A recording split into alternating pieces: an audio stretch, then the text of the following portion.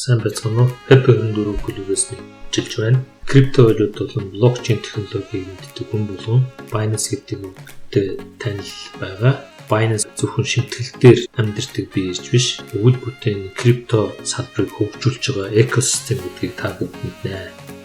Арилжааны нийт хэмжээ маш хэмжээгээр өсөхийн хажуугаар түүний BNB токны үнц нь улам өндөр болж байгаа.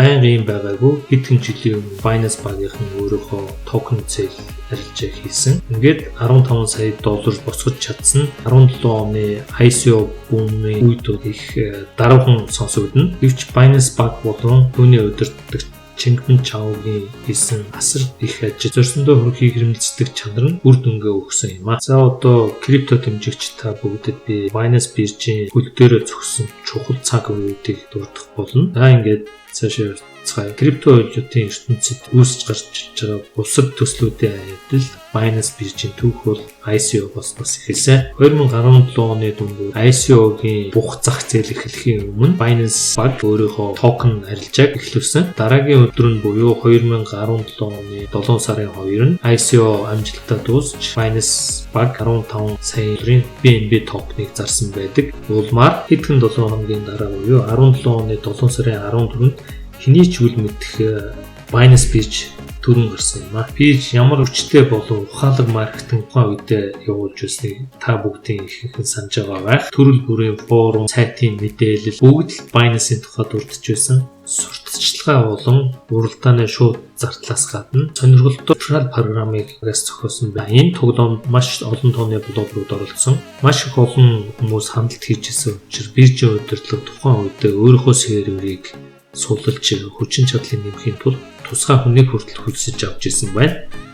2017 оны 10 сарын 15-нд Binance банк анхныхаа BNB coin-ийнхоо шаталтыг хийсэн. Ингээд 986 мянган токен шатаасан байдаг.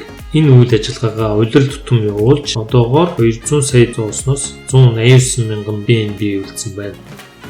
Эдгээр болон бусад хүчин зүйлээс шалтгаалan биржийн токны үнийг бол нэмсэн. Одоогоор бол 33 доллароос илүү гарсан байна.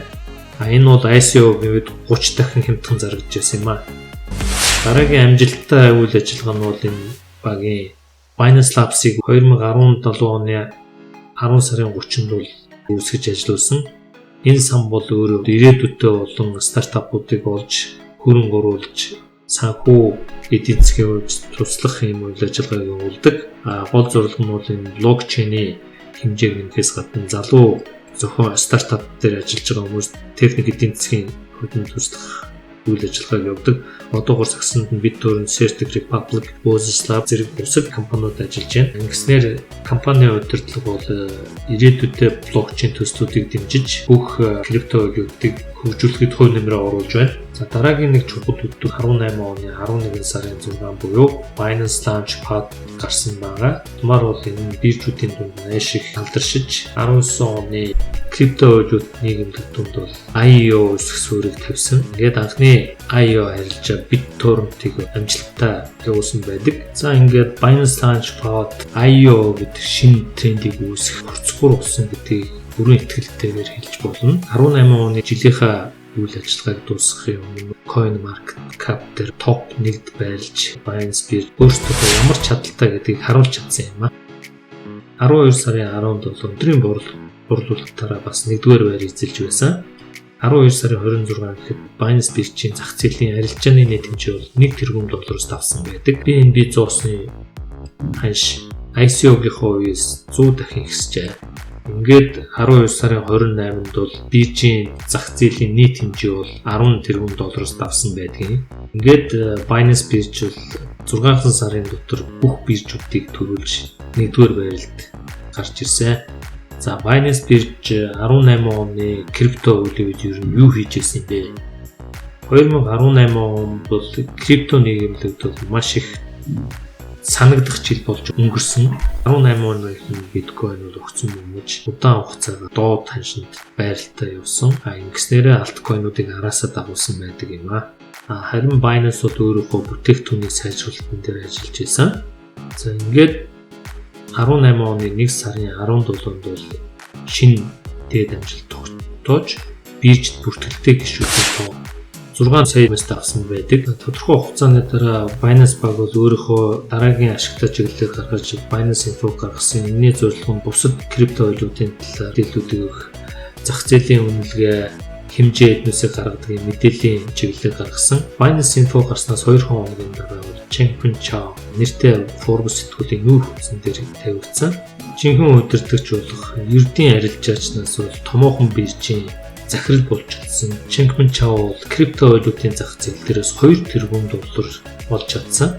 Ингэснээр Changpeng Zhao бол биткойныг хямдхан багтан амжилттай хөрөнгө оруулаагүй харин крипто ертөнцид бүгдэд хэрэгтэй бүтээгдэхүүнийг үйлдвэрлэж гаргаж ирж амжилтанд хүрсэн юм. За ингээд хавар уулангууд дээр турсан Binance Lab 5 сарын 31-нд тэрбум долларын хөрөнгөний хэмжээтэй сан үүсгэсэн. Энэ нь криптовалют болон блокчейн салбарт ашигтай стартапуудыг дэмжиж ажиллах зорилго. Өөрөөр газар зүйн байрлалыг 2 сарын дараа 7 сарын 14-нд бол сайтн дээр 12 хил нэмсэн байна. Тонч удалгүй Угандад криптовалютын Fiat биржийг бүрнээр нь байгуулсан.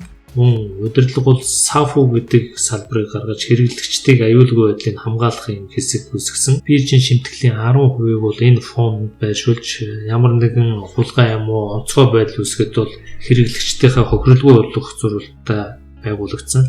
Энэ бол биржээс болж байгаа маш их ухаалаг бодлого. 19 оны 5 сард бирж хакерын атак дүртэж 7000 биткойн алдагдсныг та бүхэн санаж байгаа. Тунч удалгүй даатгалын сан буюу SAFU-гаас бол бүх хохирлыг барагдуулж асуудлыг шийдсэн байдаг. За энэ хакерын дайралт бол биржийн нэр хүндэд муугар нөлөөлөгүй харин ч сайнаар нөлөөж биржийн илүү итгэлийг төрүүлж чадсан. Хакерын дайралт өмнө ч байсан цааш байх бол тухайн бирж хакерын дайралтанд өртөх альсвал онцгой форс мажор үүссэн үед бол алдагдсан хөрөнгийг нөхөх сантай гэж бодож арилжаа хийхэд амар таатай байх нь ойлгомжтой биз. Дараагийн нэг хэлэх ёстой зүйл бол Binance бирж бол Trust Wallet-ийг хөдөлж авсан явдал юм. Мөн судалгааны хэсэг буюу Binance Research-ийг үүсгэснийг дурдсан зүйтэй 2018 оны 7 сарын 31-нд компани Trust Wallet-ийг худалдаж авсан. Энэ нь бол төрөл бүрийн криптовалютыг арилжаалах, хадгалах төр өвчин. За ингээд биржийн дансанд хөрөнгө хадгалах дургүй хүмүүст бол дахин нэг сонголт гарч ирлээ. 10 сарын 23-нд бол Binance компани стратегийн шийдвэр гаргаж Vertex Ventures гэдэг хөрөнгө оруулалтын сангаас стратегийн хөрөнгө оруулалт татж чадсан.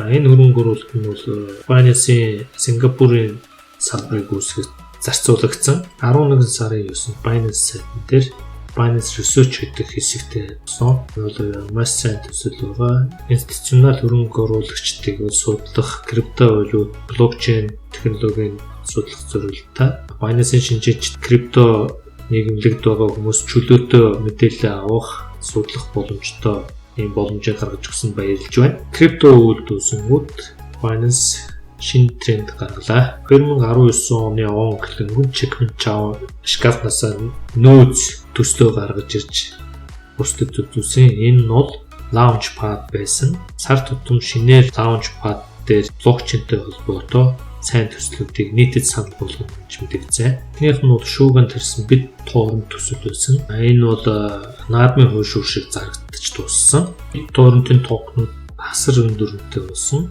Яг энэ хугацаанаас бол шинэ тренд үүссэн IEO гэдэг ICO-г IEO халлаа. 19 оны бас нэг чухал үйл явдал нь бол өөрийнхөө блокчейнийг гаргасан явдал юм. Өөр нэг чухал үйл явдал нь бол 4 сарын 23-нд өөрийн блокчейнийг гаргаж ирсэн явдал байдаг. Дараа нь үүн дээрээ суурилсан өөрийн бирж болох төвлөрсөн бус Binance DEX-ийг нэвтрүүлсэн. Улмаар BNB токен Ethereum-ийн сүлжээнээс Binance Chain руу нүүсэн. Яг үүнийг дагаж бол бусад олон төслүүд бол Ethereum төслөөс Binance Chain руу шилжиж орсон. Нүүр хөдөлмөр ухаалаг маркетинг бодлоготой токенжуулах явдлын ачаар Binance криптовалют бол зах зээлийн эсрэг явж байнга өсөлттэй байсан юм а. Өөрөөр хэлбэл бусад бүх криптовалют унжахад BNB эсрэгээр бол ханшин тогтмол байнга жиг төссөөр одоогоор $35 дээш гарсан байна. Нийт зах зээлийн үнэлгээ нь бол 5 тэрбумаас даван гарчээ. Одоогоор бүх хүн маржин арилжаа эхлэхийг хүлээж байгаа бөгөөд хаалттай BTT арилжаа 5 сарын 31-нд эхэлсэн. Маржин арилгаа болон хөшүүрэг хэрэглэж худалдаа хийх хэлбэр хэрэгжснээр Binance бирж рүү маш ихээр хөрөнгө татах үйлчлүүлэгч оролцох боломжийг нээх юм а. За тийм учраас бүгдээрээ ходл хийгээрэй. За ингээд эцэст нь хэлэхэд Binance болон түүний удирдлага Changpeng Chand маш их баярлалаа гэж хэлье. Зарим нэг нь бол Binance-ийг бол луур хийдэг, ханшин дээр тоглодог гэдэг боловч тэд тогтмол бүхэл бүтэн крипто валютын дэд бүтцийг үүсгэж байна. Binance шиг ийм компаниуд бүх крипто валютын зах зээлийг хөгжүүлдэг. Та бүгдийн талаар юу бодож байгаагаа комент хийгээрэй. Лайк тавиарай. Дахин уулзлаа баярлалаа.